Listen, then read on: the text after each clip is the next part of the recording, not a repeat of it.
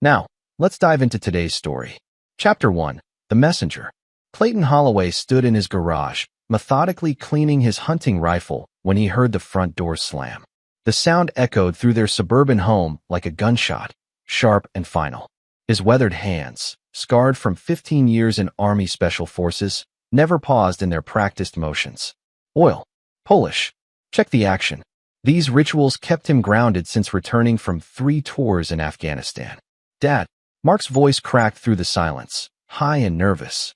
Clayton set down the weapon, his steel-gray eyes tracking toward the house. At 42, he'd learned to read danger in the smallest details, a shifted shadow, a trembling voice, the way someone avoided eye contact. His son's tone carried all 3 warning signs. Inside, he found Mark hunched over the kitchen island, his small frame shaking. The boy's backpack lay forgotten by the door, contents spilled across the hardwood floor Clayton had installed with his own hands. "What's wrong, son?" Mark's head snapped up, revealing tear-streaked cheeks and eyes that looked far older than 10 years should allow. "Dad, promise me you won't get mad." Clayton nodded, though every instinct screamed danger. In Kandahar, that feeling meant IEDs or sniper fire. Here, in their pristine kitchen with Rebecca's carefully arranged orchids, it felt infinitely worse. Mark's crying intensified, great heaving sobs that shook his narrow shoulders. "My friend's dad works in police. He said something about mommy." The words tumbled out between gasps. "He told me to give you this." With trembling fingers, Mark handed over a crumpled piece of paper. Clayton's world tilted as he unfolded it, his mind struggling to process the words written in Detective Clint Hampton's familiar handwriting. "Clayton, meet me at Murphy's Bar tonight at 9 p.m. Come alone. What I have to show you about Rebecca will destroy your family, but you need to know. Trust no one else with this. Clint." Clayton's expression never changed, but inside, something fundamental shifted. The same cold calculation that had kept him alive in war zones activated instantly. He'd known Clint Hampton for 8 years, ever since their sons became friends in Little League. The man was solid, a 20-year veteran of the police force who'd never spoken an unnecessary word or wasted anyone's time. Mark. Clayton's voice carried the same steady authority that had commanded respect from battle-hardened soldiers. "Go to your room. Now." The boy scrambled away, leaving Clayton alone with the note and the terrible certainty that his life was about to change forever. Clayton Holloway had been forged in the crucible of war. Orphaned at 16 when his parents died in a car crash, he'd enlisted immediately upon graduating high school. The Army had given him purpose, discipline, and a moral code carved in stone, loyalty above all else, and zero tolerance for betrayal. He'd met Rebecca at a military ball 7 years ago, drawn to her sophisticated beauty and seemingly genuine warmth. She'd claimed to love his strength, his unwavering principles. Now, staring at Clint's warning, Clayton realized he'd been living with an enemy. Hours crawled by like wounded animals. Rebecca returned from her book club at 6:30, her blonde hair perfectly styled, designer dress unwrinkled despite, supposedly, spending hours in discussion. She chattered about her day while preparing dinner, her voice bright and artificial as porcelain. "How was your day, honey?" she asked, not looking up from the stove. "Fine." Clayton watched her carefully, cataloging details he'd previously ignored. The new perfume, the expensive handbag he hadn't bought her, the way she never quite met his eyes anymore. At 8:45, Clayton kissed Rebecca's forehead, a gesture that now felt like marking a target. "Going out for a beer with the guys. Back late." She smiled, the same radiant expression that had captivated him years ago. "Have fun, darling."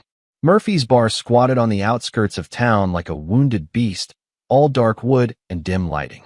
Clayton arrived early, choosing a corner booth that gave him clear sight lines to all entrances. Old habits.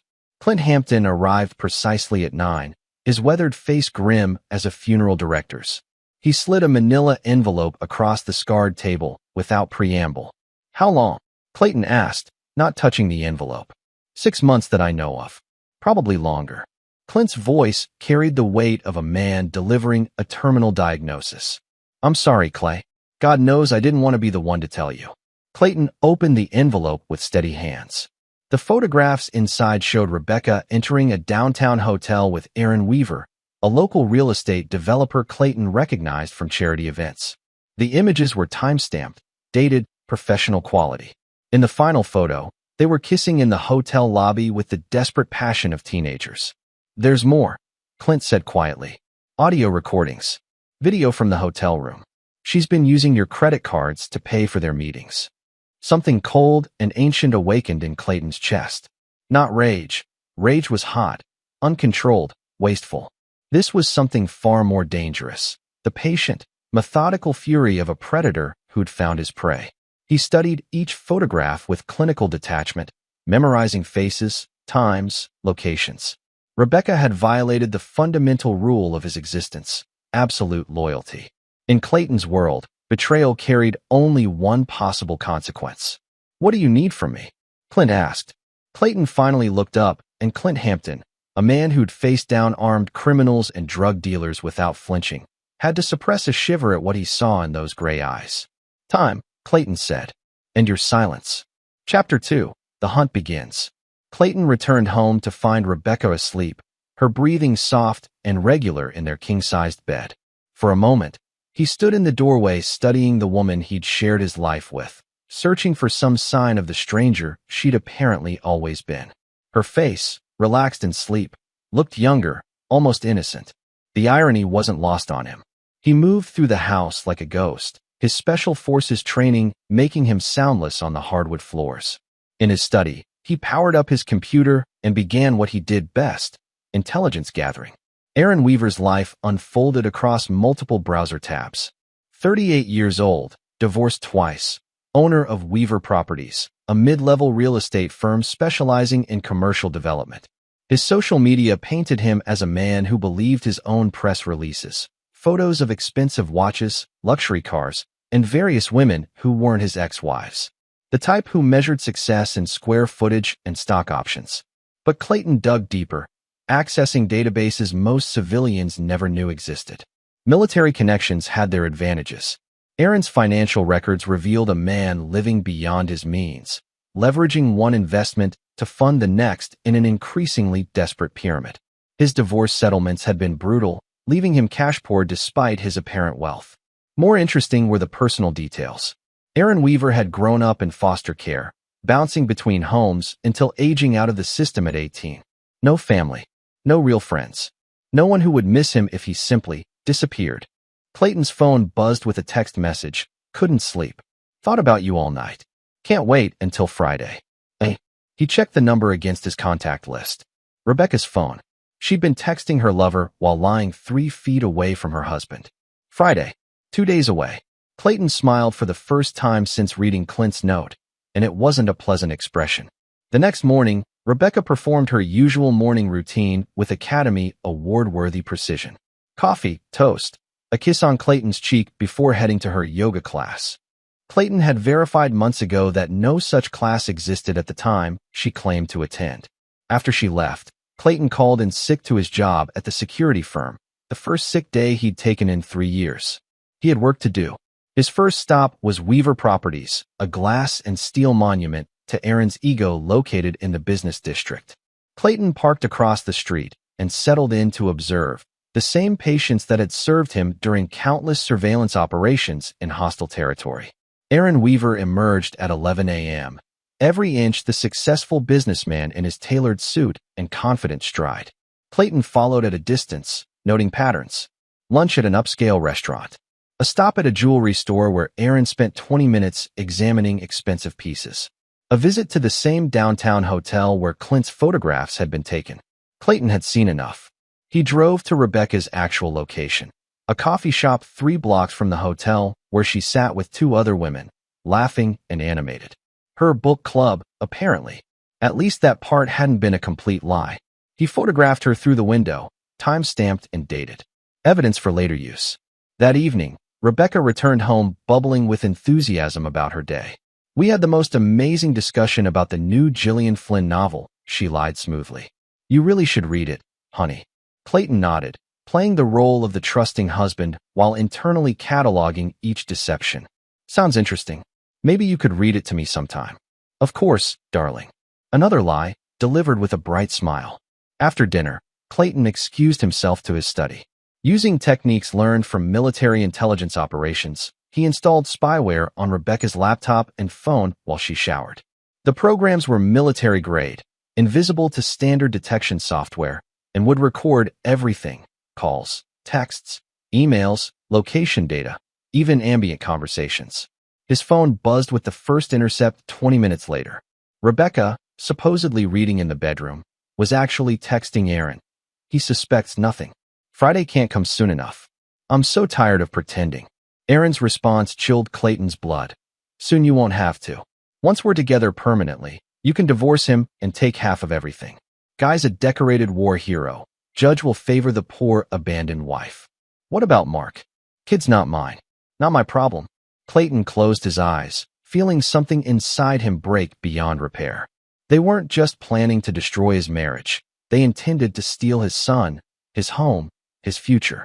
Everything he'd built after surviving war zones would be handed to a real estate developer and a woman who'd spent months perfecting her betrayal. He opened his laptop and began researching property records, business licenses, and financial documents.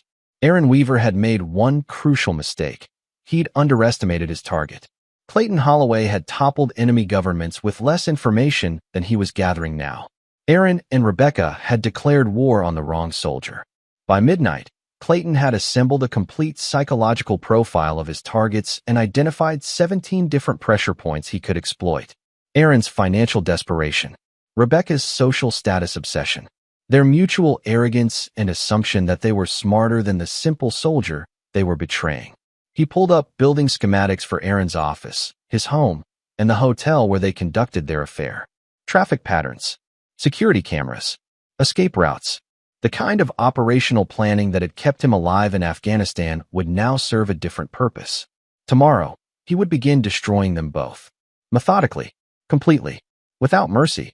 Clayton had learned in war that the key to victory wasn't superior firepower. It was superior planning combined with absolute ruthlessness. Aaron and Rebecca had revealed their battle plan through their own words. Now Clayton would show them what happened when amateurs declared war on a professional. He drafted a single text message to an old Army contact. Need a favor. Completely off the books. Will pay well. The response came within minutes. Name it, Sergeant. You pulled me out of that mess in Kandahar. I owe you. Clayton smiled again, cold and predatory. The hunt was about to begin. Chapter 3, Setting the Trap. The next morning dawned gray and cold, matching Clayton's mood as he sat in his kitchen nursing black coffee and watching Rebecca prepare for another day of deception. She moved through their morning routine with practiced efficiency, chattering about mundane household matters while internally counting down hours until her next rendezvous with Aaron. I'll be out most of the day, she announced, checking her appearance in the hallway mirror. Shopping with in Holland. Then book club runs late tonight. Don't wait up. In Holland. Clayton filed that name away with the growing list of Rebecca's accomplices and enablers. In his experience, conspiracies always involved more people than the primary targets realized. After Rebecca left, Clayton made his second call to Clint Hampton. I need background on in Holland. Everything you can find. Clay. Clint's voice carried a warning. Whatever you're planning. Nothing illegal. Clayton interrupted, though they both knew that was a relative term. Just protecting my interests. I'll have something by tonight. Clayton's next call was to Sergeant Lawrence Massey, his former Army contact who now operated a private security consulting firm, a polite euphemism for solving problems that required particular skills. Package arrives this afternoon, Lawrence confirmed. Everything you requested, plus some extras I thought you might appreciate. The package arrived at 2 p.m. via unmarked delivery. Sophisticated surveillance equipment, untraceable communication devices, and other tools that civilian law enforcement couldn't legally access. Clayton inspected each item with professional appreciation. Quality gear from people who understood the mission. His phone chimed with an intercept from Rebecca's device. She was coordinating with Aaron for their Friday meeting, but more importantly, she was texting in Holland. Clayton's been acting strange. Quiet. Watching me. Think he knows. N's response revealed everything. Calm down. Men are oblivious. Just act normal until you can file papers. My lawyer says with his military PTSD issues, you'll get everything. Military PTSD. Clayton's jaw tightened. They intended to paint him as an unstable veteran, too damaged by war to be trusted with custody of his own son. The narrative would play perfectly to a sympathetic judge. Poor Rebecca, trapped with a dangerous husband suffering from combat trauma. It was almost brilliant. It was also their death sentence. Clayton drove to Aaron's office building and surveyed the structure with a professional eye. Glass facade, single stairwell, predictable security measures. He noted the positions of surveillance cameras, identified blind spots, and mapped escape routes. The building's architectural plans, obtained through Lawrence's contacts, revealed structural weaknesses that could prove useful. At 4 p.m., he positioned himself across from Mark's school and waited. His son emerged chatting with other children, his face animated and innocent. Clayton felt a stab of something that might have been regret. Mark would be collateral damage in what was coming.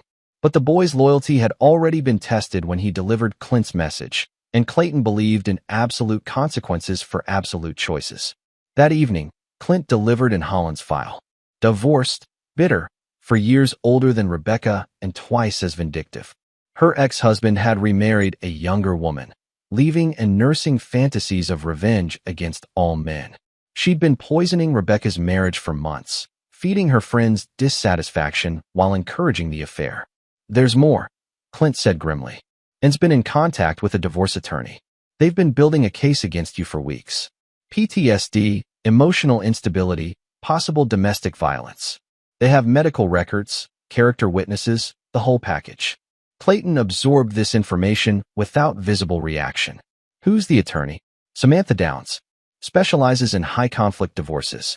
Plays dirty. Good to know. Clayton's voice carried no emotion, but Clint had seen that look before, on the faces of Special Forces operators preparing for combat. Clay, don't do anything you can't walk away from. Too late for that. After Clint left, Clayton reviewed the complete intelligence picture. Rebecca, Aaron, and now attorney Samantha Downs, a conspiracy designed to destroy him systematically and legally. They'd spent months preparing, assuming their target was a simple soldier too trusting to see the trap closing around him. They'd made one fundamental error. They'd mistaken discipline for weakness. Clayton opened his secure laptop and began drafting operational plans. Phase 1 would be psychological warfare, applying pressure to stress fractures in their alliance. Phase 2 would escalate to direct action, forcing them into increasingly desperate mistakes. Phase 3 would be the final confrontation, where he'd reveal the full extent of their miscalculation. He pulled up Aaron's financial records again, noting the delicate balance of the man's leveraged investments. A few strategic moves could topple that house of cards, forcing Aaron into financial desperation. Desperate people made stupid decisions. Rebecca's weakness was her social status. Her affair was built on the fantasy of upgrading to Aaron's supposedly wealthy lifestyle. Learning the truth about his financial situation would shatter that illusion. And Holland's vulnerability was her bitterness. She lived vicariously through Rebecca's affair, projecting her own revenge fantasies onto her friend's situation. Disrupting that dynamic would turn ally into enemy. And attorney Samantha Downs? She was a professional predator who'd made the mistake of targeting the wrong prey. Clayton's phone buzzed with another intercept. Rebecca, texting from her supposed book club, tomorrow night. Finally going to tell him I want a divorce. Aaron will be waiting at the hotel if things go badly. Tomorrow night. Friday. They'd accelerated their timeline, probably spooked by whatever and had observed about Clayton's behavior. Perfect. He preferred enemies who acted from fear rather than careful planning. Clayton drafted a message to Lawrence. Operation begins tomorrow night. Need you and 2 others on standby. Civilian clothes, non-lethal approach, but prepared for escalation. The response was immediate. Copy that, Sergeant. Rules of engagement. Clayton stared at the screen for a long moment, thinking about Mark's tearful face, Rebecca's months of deception, Aaron's casual dismissal of a 10-year-old boy's welfare. No prisoners.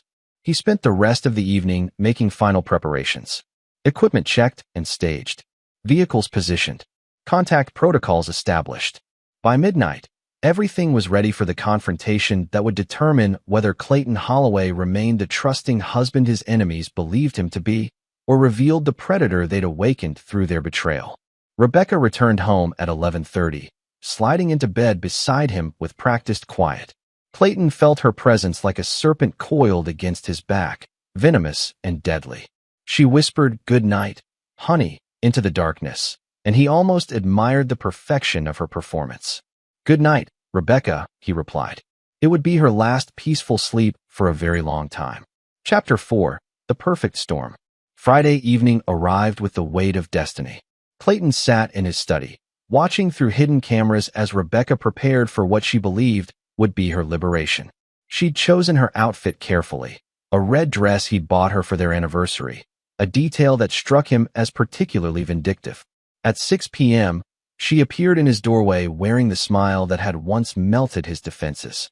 "I'll be late tonight, honey, and I are trying that new restaurant downtown, then probably drinks after." Clayton nodded from behind his newspaper, the perfect picture of domestic contentment.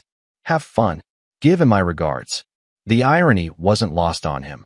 In 3 hours, and Holland would indeed receive his regards, though not in the way Rebecca intended.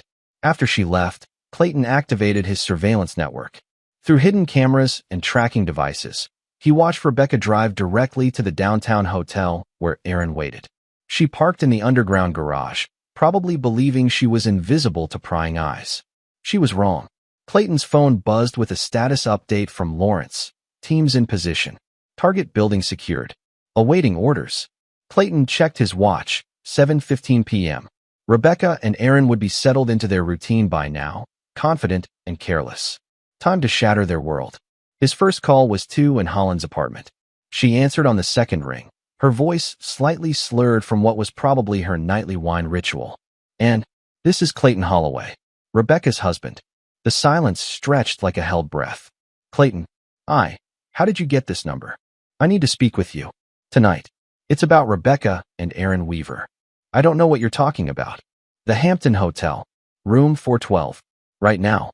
Clayton's voice carried the authority of command. "You have 15 minutes to get there, or I start making calls to your employer, your ex-husband, and everyone else who might find your role in this interesting." And sharp intake of breath told him everything. "You can't prove anything." 15 minutes, and the elevator cameras have excellent resolution. He ended the call and immediately dialed Aaron's office number. The call rolled to voicemail. As expected, Aaron was busy with Rebecca. Clayton left a message designed to create maximum paranoia. "Aaron, this is Detective Clint Hampton. We need to discuss your relationship with Rebecca Holloway immediately. Call me back within the hour, or we'll be having this conversation downtown." Clayton used a voice modulation app to mimic Clint's gravelly tone perfectly. The message would terrify Aaron, especially since he'd assumed Rebecca's husband had discovered the affair and involved police. Next, he called Samantha Downs' emergency number. Lawyers like her always maintained 24-hour contact for desperate clients. "Ms. Downs, Clayton Holloway, I understand you've been preparing some paperwork concerning my marriage." "Mr. Holloway, I can't discuss." "You're right. We'll discuss it in court, along with your unethical pre-filing communications with my wife and her co-conspirators. I've documented everything." "That's impossible. Client privilege doesn't apply to criminal conspiracy to commit fraud." "Good night, counselor." Clayton smiled as he ended the call. 3 carefully placed calls had just turned allies into panicked enemies, each one now questioning whether the others could be trusted. His surveillance feeds showed the first cracks appearing. Rebecca's phone was buzzing constantly, and trying to reach her, probably. Aaron looked agitated, checking his phone repeatedly, while Rebecca grew increasingly annoyed with his distraction. At 8 p.m., Clayton activated Phase 2. He sent a text to Rebecca's phone, spoofing Aaron's number. "Emergency. My ex-wife found out about us. She's threatening to call your husband. Need to talk now." Rebecca's face went pale as she read the message. Clayton watched her excuse herself from the hotel room, leaving Aaron alone and vulnerable. Simultaneously, Clayton sent a message to Aaron's phone, spoofing Rebecca's number, "Clayton knows," and told him everything. "I'm going to his office to try to smooth things over. Don't contact me." Now both targets were isolated and operating on false information, exactly where Clayton wanted them. His next move was inspired by years of psychological operations. He called the hotel's front desk from a burner phone, using a disguised voice to report suspicious activity in room 412. Not enough to trigger police response, but sufficient to ensure hotel security would investigate. Aaron, alone in the room and expecting Rebecca to return, would instead face uncomfortable questions from hotel security, while believing Rebecca had abandoned him to face Clayton's wrath alone. Clayton's surveillance showed Rebecca in the hotel lobby, frantically trying to call and in getting no answer, and was probably driving toward the hotel in a panic, torn between self-preservation and loyalty to her co-conspirator. Time for the final touch. Clayton composed a group text to Rebecca, Aaron, and Samantha Downs from an untraceable number. The meeting is tonight. All parties present. Hampton Hotel, parking garage, level B2. Come alone or face the consequences of your choices. The message would terrify them, especially since it suggested someone knew about all four conspirators. They'd each assume one of the others had betrayed the group. By 8:30 p.m., Clayton's surveillance network showed all four targets converging on the hotel in various states of panic. Rebecca and Aaron would find each other, but their trust was already shattered by the false messages, and would arrive expecting to find Rebecca in crisis. Samantha Downs would come prepared for damage control, but find chaos instead. Clayton locked his house and drove toward downtown, his mind calm despite the storm he'd unleashed. In his experience, the most effective battles were won before the enemy realized they were under attack. His phone buzzed with updates from Lawrence, multiple targets arriving. Situation developing as planned. Ready for next phase. Hold position. Let them destroy each other first. Clayton parked 3 blocks from the hotel and activated his mobile surveillance station. Through live feeds, he watched Rebecca and Aaron arguing in the parking garage while an Holland's sedan circled nearby, its driver clearly confused and frightened. The trap was closing perfectly. For conspirators who'd spent months planning Clayton's destruction now faced each other with no trust, no communication, and no understanding of how their carefully constructed plot had collapsed into chaos. But Clayton wasn't finished. The real demonstration was about to begin. Chapter 5. Fractures and Revelations. The parking garage beneath the Hampton Hotel had become a pressure cooker of fear and accusations. Clayton watched through his mobile surveillance system as his targets gathered in the fluorescent-lit concrete tomb, each one believing they'd been summoned by an unknown enemy who somehow knew their secrets. Rebecca and Aaron stood near Aaron's BMW, their body language screaming conflict. Even without audio, Clayton could see their relationship fracturing in real time. Aaron gestured angrily while Rebecca checked her phone obsessively, probably still trying to reach in. And Holland's sedan finally parked 2 spaces away. She emerged slowly, her face pale and drawn. The wine from earlier had clearly worn off, leaving her sober and terrified.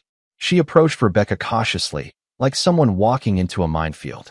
The 4th player arrived precisely on schedule. Samantha Downs stepped out of a black Mercedes, her lawyer's composure intact, but her eyes scanning the garage for threats. She'd come prepared for trouble.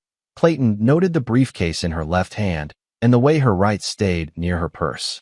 Clayton activated the next phase of his operation. His first move was simple but devastating. He triggered the fire alarm in the hotel above. The piercing wail echoed through the parking garage, adding urgency and chaos to an already volatile situation. Emergency lighting kicked in, casting harsh shadows that made everyone look like criminals. Next, he used his voice modulation system to call each of their phones simultaneously, cycling through different disguised voices. To Rebecca, "Your husband knows everything. Aaron sold you out to save himself." To Aaron, "Rebecca's wearing a wire.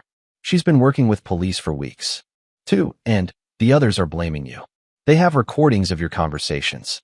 To Samantha, "Your clients are discussing a plea bargain. You're the sacrifice." Clayton watched the group dynamics explode. Rebecca spun on Aaron, accusations flying, and backed toward her car, clearly ready to flee. Samantha moved to distance herself from all 3, her professional instincts screaming danger. But Clayton wasn't done. Through Lawrence's team, he'd planted additional evidence throughout the garage, a briefcase containing fake FBI surveillance photos showing all 4 conspirators together. The photos were dated and documented as if they'd been under federal investigation for months. Lawrence, dressed as hotel security, approached the group with the briefcase. "Excuse me, folks, but we found this near your vehicles." It was reported as suspicious. Clayton couldn't hear the conversation, but he could see the impact. For faces went white as they examined the surveillance photos. The fake federal documentation suggested they were targets of a major investigation, Exactly the kind of paranoia Clayton needed to completely shatter their alliance. Samantha Downs was the first to break. As an attorney, she recognized the implications immediately. If federal authorities were investigating the group, her career was finished. She turned on her heels and headed for her Mercedes without a word, abandoning her clients to save herself. And Holland was next. Whatever loyalty she'd felt toward Rebecca evaporated when faced with potential federal charges.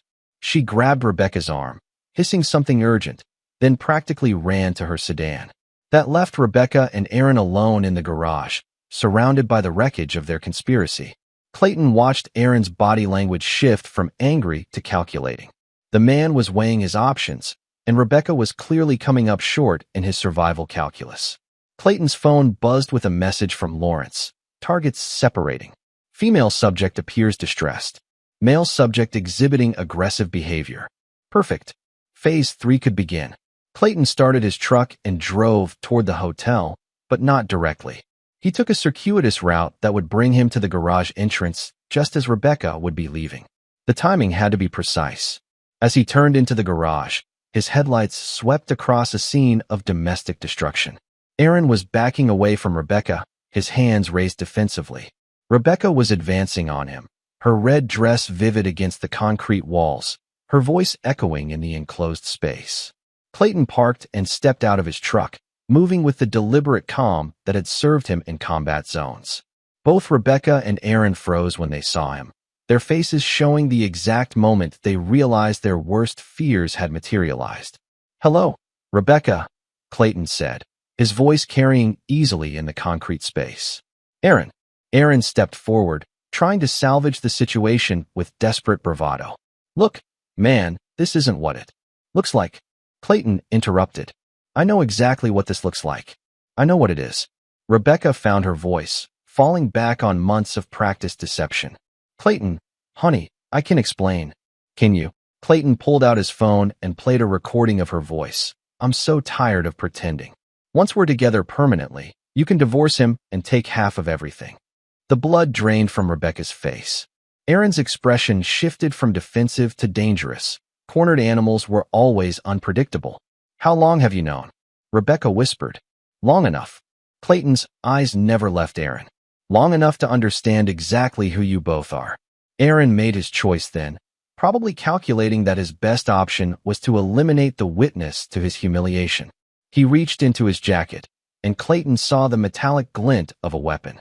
But Aaron Weaver had never faced a special forces operator in close combat. Clayton moved with fluid precision, closing the distance before Aaron could clear his weapon. His first strike disabled Aaron's gun hand. His second put the man on the concrete, gasping and helpless. "Don't," Clayton said quietly, standing over Aaron's crumpled form. "Don't make this worse than it already is." Rebecca was backing toward her car, her face a mask of terror. "Clayton, please, we can work this out." "No," Clayton said, his voice final as a judge's gavel. "We can't." He pulled out his phone and dialed 911, his eyes never leaving either of them. "I need police at the Hampton Hotel parking garage. I've just interrupted an assault and discovered evidence of conspiracy to commit fraud." As sirens wailed in the distance, Clayton stood in the harsh fluorescent light, surrounded by the wreckage of his marriage and the broken bodies of his enemies. The immediate battle was won, but the war was far from over. Rebecca and Aaron had underestimated their target, assuming they faced a simple soldier too damaged by war to fight back effectively. Instead, they'd awakened something far more dangerous, a predator with military training, unlimited patience, and absolutely nothing left to lose. The real reckoning was about to begin. Chapter 6: The Unraveling. The police interrogation room smelled of disinfectant and desperation. Clayton sat across from Detective Clint Hampton, his posture relaxed despite being handcuffed to the metal table. Through the one-way mirror, he could see officers processing Aaron Weaver, who was still nursing a dislocated shoulder and wounded pride. "You want to tell me what really happened down there?" Clint asked, his weathered face showing concern rather than accusation. Clayton smiled, a cold expression that made his old friend shift uncomfortably. "Aaron Weaver drew a weapon on me. I defended myself. Everything else is just collateral damage." "Collateral damage." Clint repeated the phrase like it tasted bitter. "Clay, I've known you for 8 years. This isn't you, isn't it? Clayton's voice carried the same flat effect he'd used when reporting enemy casualties in Afghanistan. Tell me, Clint, in your 20 years of police work, how many second chances do you give people who betray you? Clint was quiet for a long moment, understanding the message.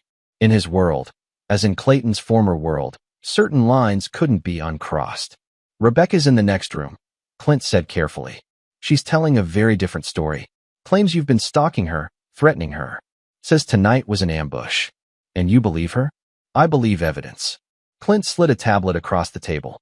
These are the surveillance photos you planted in the garage. Military-grade forgeries. Very impressive work.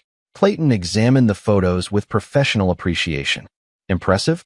I'd call them adequate. The FBI documentation was more challenging. Their paper stock is difficult to replicate. So you admit to manufacturing evidence? I admit to revealing the truth through creative means. Clayton's gray eyes met Clint's directly. Every photo shows real events, real people, real conspiracies.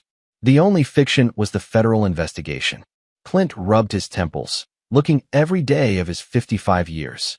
Clay, this is conspiracy to commit justice. Clayton interrupted. Because that's what this is, Clint. Justice for a decorated veteran who trusted the wrong people. The door opened and Rebecca entered, flanked by a public defender. Samantha Downs had apparently decided her reputation was worth more than her retainer fee. Rebecca's red dress was wrinkled and stained, her carefully styled hair now hanging in limp strands around her pale face. Hello, darling, Clayton said pleasantly. Enjoying the accommodations? Rebecca's lawyer, a nervous young man named Jason Garrett, cleared his throat. Mr. Holloway, my client is prepared to testify about your pattern of threatening behavior. What pattern? Clayton's voice remained conversational. The pattern where I worked 60-hour weeks to support my family? The pattern where I trusted my wife completely?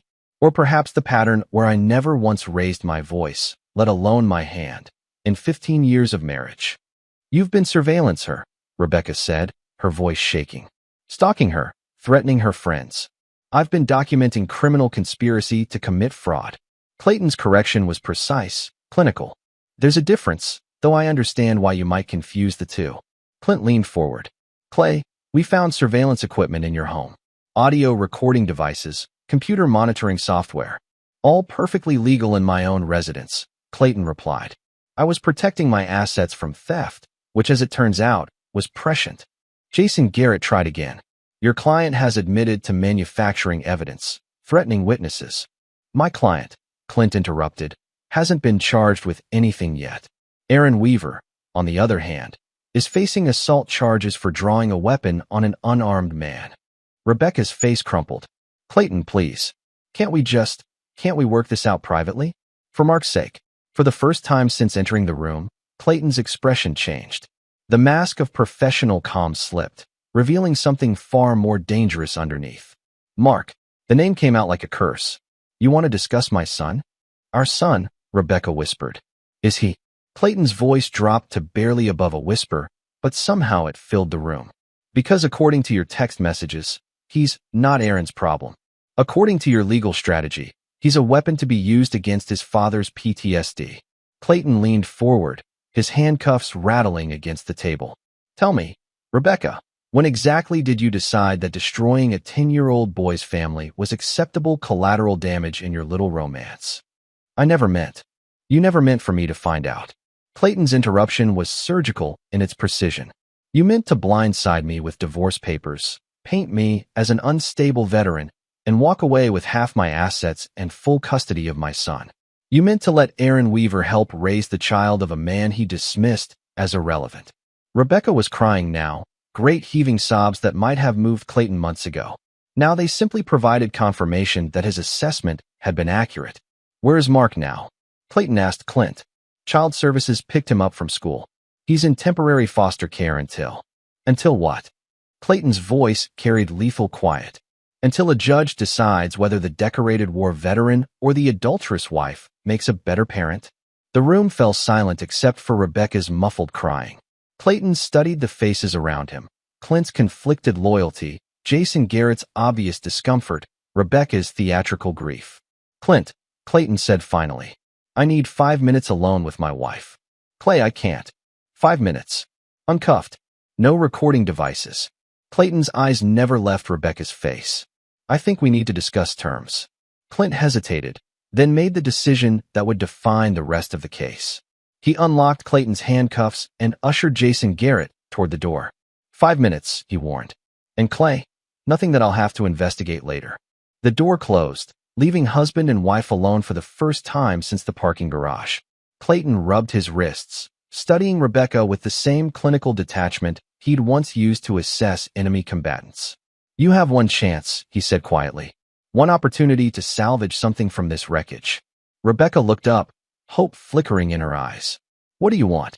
Clayton smiled, and Rebecca suddenly understood why Aaron Weaver was still in the emergency room getting his shoulder reset. Everything, he said simply. Chapter 7. Terms of Surrender. The interrogation room felt smaller with just the two of them, as if the walls were slowly contracting around Rebecca's increasingly desperate situation. Clayton sat back in his chair, no longer the betrayed husband, but something far more dangerous, a predator negotiating terms with cornered prey. Everything, Rebecca repeated, her voice barely audible. What does that mean? Clayton's smile held no warmth. It means you're going to learn the difference between surrender and defeat. Surrender might leave you with something to salvage. Defeat? He shrugged. Defeat means I take everything and salt the earth behind me. Rebecca's hands trembled as she wiped tears from her cheeks. Clayton, please. We were married for 7 years. Doesn't that mean anything? It did. Past tense. Clayton's voice carried the finality of a closing coffin. Those 7 years taught me that you're an exceptional actress. The woman I thought I married never existed. That's not true, isn't it? Clayton leaned forward. The woman I married wouldn't have spent 6 months planning my destruction.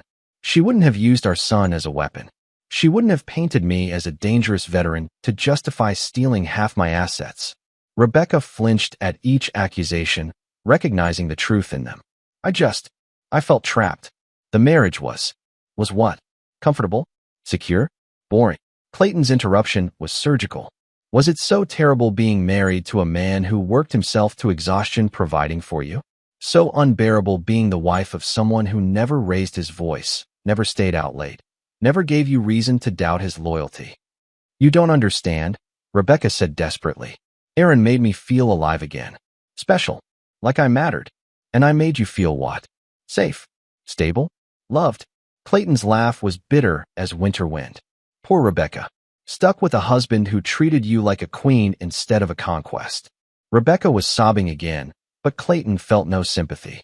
Sympathy was for victims, not architects of their own destruction. Here are your options, he continued, his voice businesslike. Option 1. You fight this. You stick with your PTSD defense, paint me as the dangerous veteran, drag Mark through a custody battle that will traumatize him for life. In return, I destroy you completely. Every lie you've told, every deception you've practiced, every conspiracy you've participated in, it all becomes public record.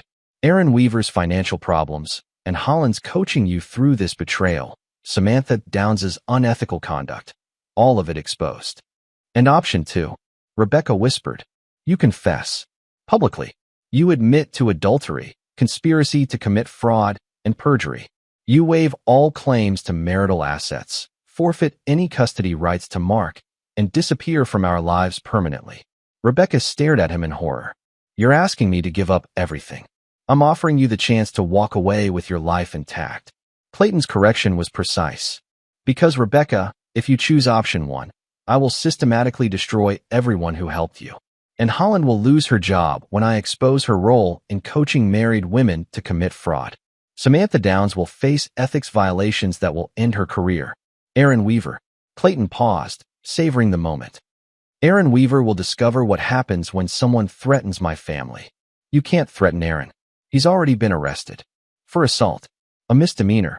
He'll be out on bail within hours. Clayton's smile was predatory. But Aaron made a critical error tonight. He drew a weapon on me in front of witnesses. That gives me legal justification for ongoing self-defense measures. Rebecca's eyes widened as she understood the implication. Clayton, you can't. Can't what? Protect myself from a man who's already demonstrated violent intent? Can't defend my family from someone who's threatened our stability. Clayton's voice remained conversational, which somehow made it more terrifying. Aaron Weaver picked a fight with the wrong soldier. He just doesn't know it yet. This isn't you, Rebecca said desperately. The man I married wouldn't. The man you married was an illusion, Clayton interrupted. A facade I maintained because I thought I was protecting someone who deserved protection. You've revealed the truth about yourself, Rebecca. I'm simply returning the favor. The door opened and Clint Hampton returned, followed by Jason Garrett. Both men immediately sensed the change in atmosphere. Rebecca looked broken, while Clayton appeared more relaxed than he had all evening. Gentlemen, Clayton said pleasantly, my wife has something to tell you. Rebecca looked up at him, her face streaked with tears and mascara. For a moment, Clayton thought she might choose defiance, might force him to demonstrate the full extent of his capabilities. Instead, she chose survival. I want to make a deal, she whispered to Jason Garrett. I want to confess to everything. Clint's eyebrows rose. Rebecca, you should think about this carefully. I have thought about it. Rebecca's voice was stronger now, resigned but determined. I've been thinking about it for 7 years without realizing it. Over the next hour, Rebecca Holloway systematically dismantled her own life. She confessed to adultery, conspiracy to commit fraud, and perjury. She waived all claims to marital assets and formally relinquished parental rights to Mark. Clayton listened to each admission with clinical detachment, occasionally offering helpful details when Rebecca's memory proved incomplete. By the time she finished, her legal case was obliterated beyond repair.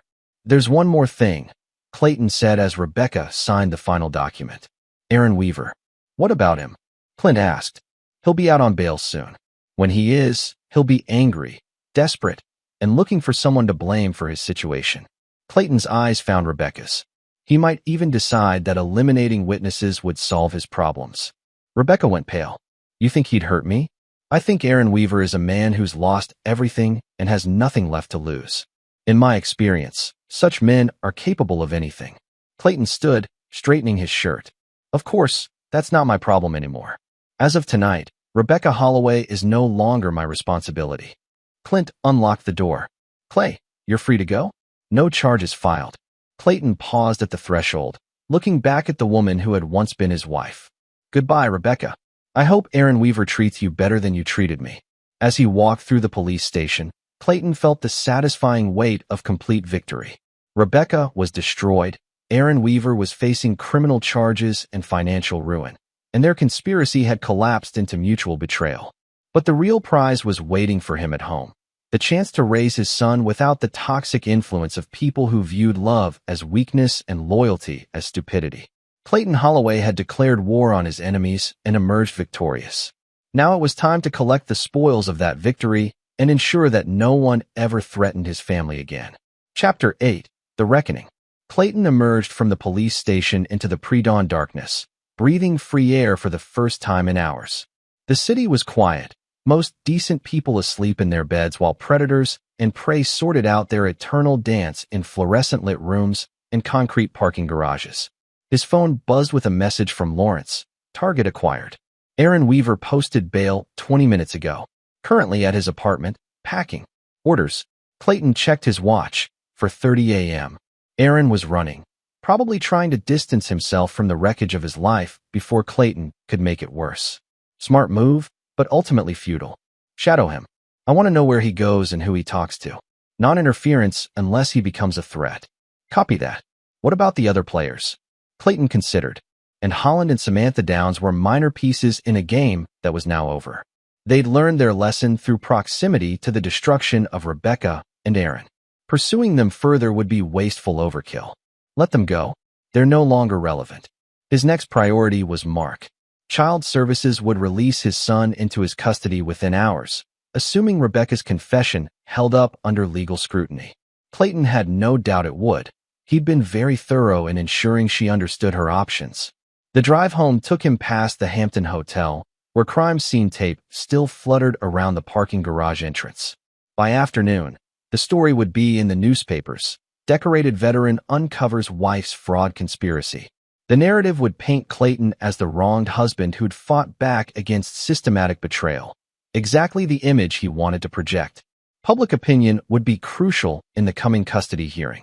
Judge and jury would see a war hero defending his family against manipulative predators, not a dangerous veteran stalking his wife. Rebecca's confession had guaranteed that narrative.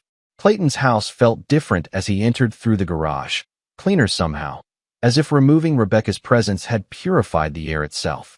He walked through rooms that no longer held the memory of her deception, seeing his home clearly for the first time in months. In his study, he powered up his surveillance system and reviewed the night's intelligence. Rebecca was being processed through county jail, probably spending her first night in a cell she'd never imagined occupying.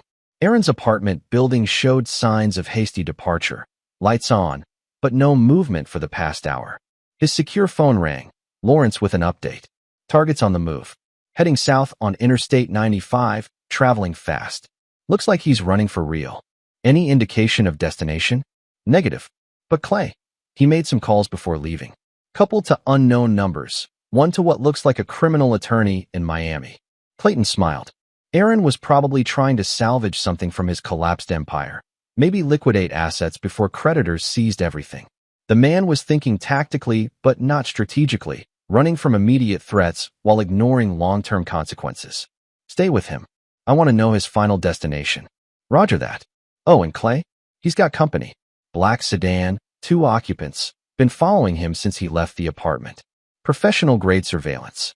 That was interesting. Aaron had attracted attention from someone with resources and motivation to track his movements. Police?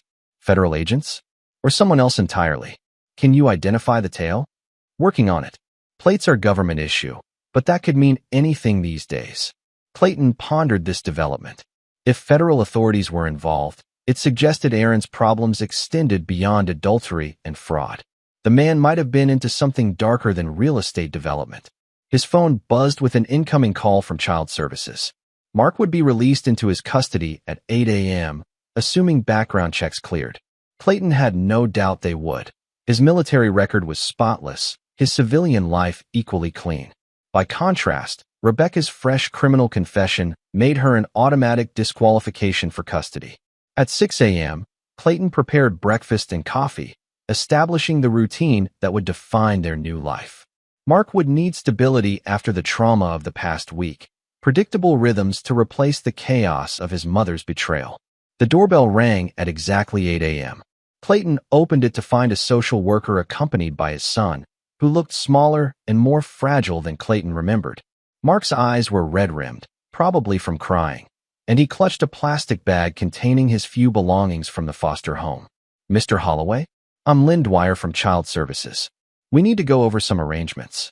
Clayton invited them in, noting how Mark avoided eye contact. The boy was probably struggling with conflicting loyalties, love for his father warring with confusion about his mother's fate. After Lynn Dwyer finished her paperwork and departed, Clayton sat across from his son at the kitchen table. The silence stretched between them like a minefield, loaded with unexpressed questions and unspoken truths. Dad, Mark's voice was barely a whisper. Is Mom really in jail? Yes. Because of what she did with Mr. Weaver? Clayton studied his son's face, seeing intelligence beyond his years. Mark understood more than most adults gave him credit for. Yes, she made some bad choices, and now she has to face the consequences. Will she come back? No. Clayton's answer was final as a closing door. She won't be coming back. Mark absorbed this, his small hands folded on the table. Are you mad at me? For bringing you that note. Clayton felt something twist in his chest, not quite sympathy, but recognition of collateral damage. Mark had been used as a messenger by adults who should have protected him from their wars. No, Clayton said carefully. You did what you thought was right. But Mark, in the future, if anyone asks you to carry messages between adults, you come to me first. Understood. Mark nodded, relief visible on his young face. What happens now? Now we build a new life.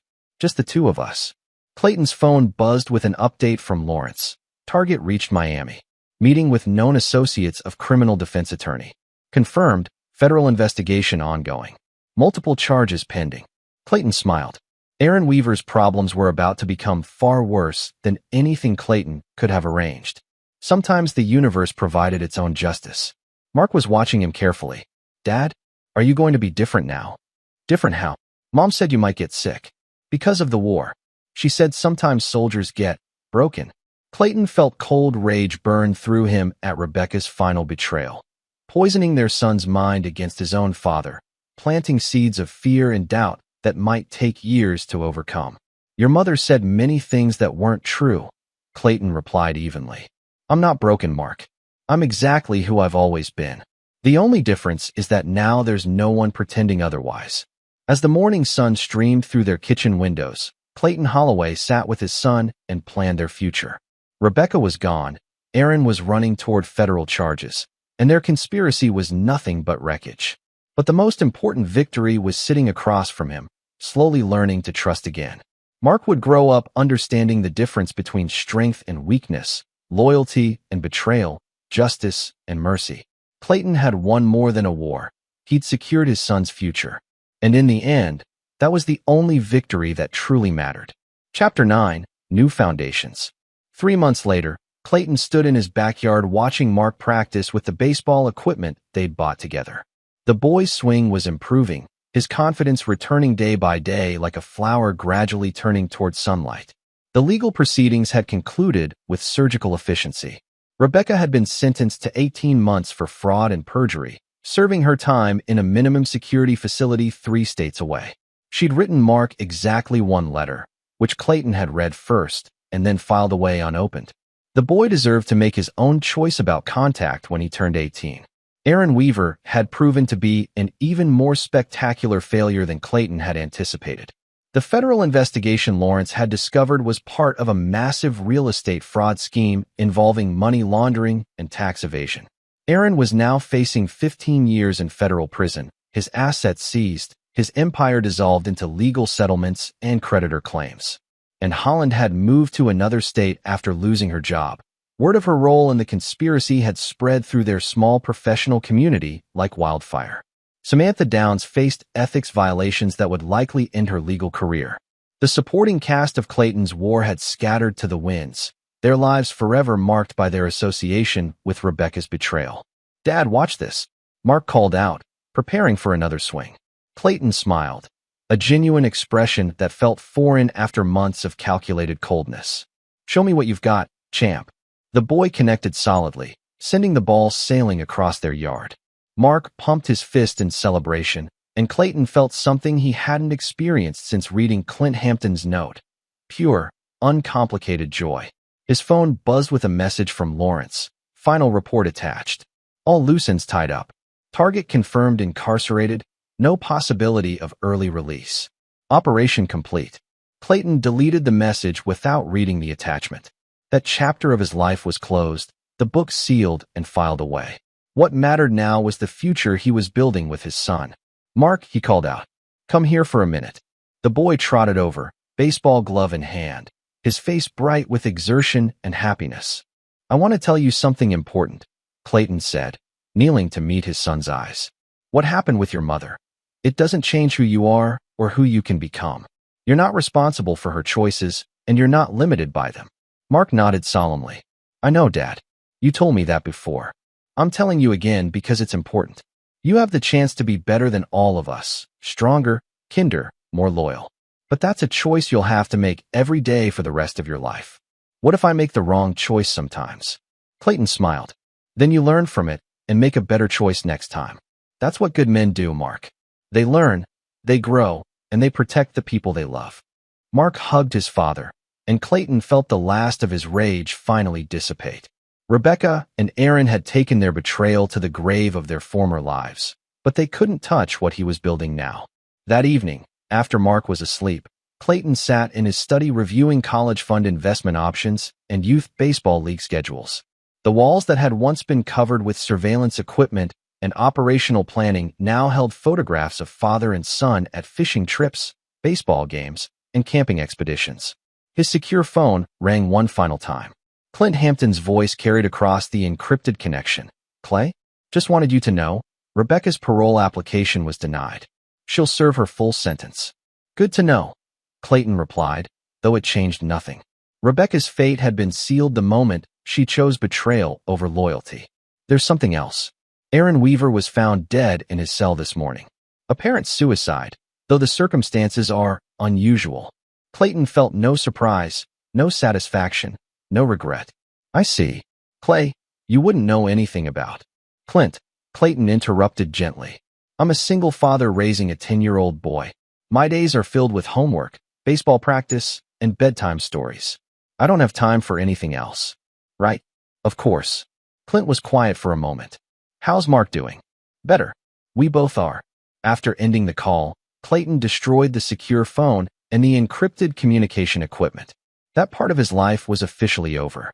Tomorrow he would be nothing more dangerous than a devoted father helping his son with mathematics homework. He checked on Mark one final time before going to bed, watching the boy sleep peacefully in a room decorated with baseball posters and model airplanes. This was his real victory, not the destruction of his enemies, but the preservation of his son's innocence and future. Clayton Holloway had fought his war and won completely. Rebecca was imprisoned, Aaron was dead, their conspiracy was destroyed, and their supporters were scattered. But more importantly, Mark was safe, loved, and growing into the kind of man who would never betray the people who trusted him. As Clayton turned off the lights and headed to his own room, he reflected on the fundamental truth he'd learned. Loyalty was everything. Betrayal was unforgivable, and some lines, once crossed, could never be uncrossed. His enemies had learned that lesson too late to save themselves. But Mark would grow up understanding it from the beginning, and that knowledge would serve as both shield and sword for the rest of his life. The war was over. The future belonged to the victors. And Clayton Holloway had no intention of ever being defeated again.